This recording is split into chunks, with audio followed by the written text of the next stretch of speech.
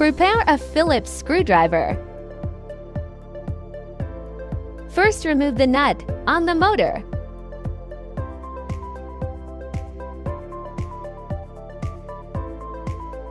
Remove the 6 screws on the motor.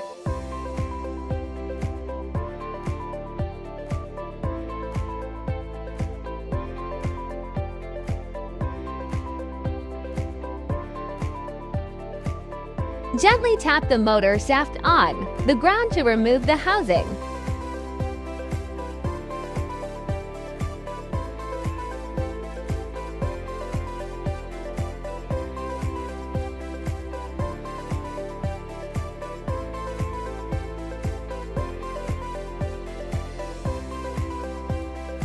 Install gasket on new motor core.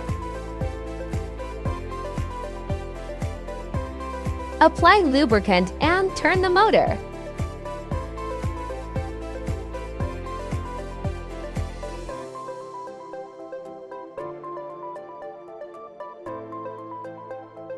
Install the motor housing.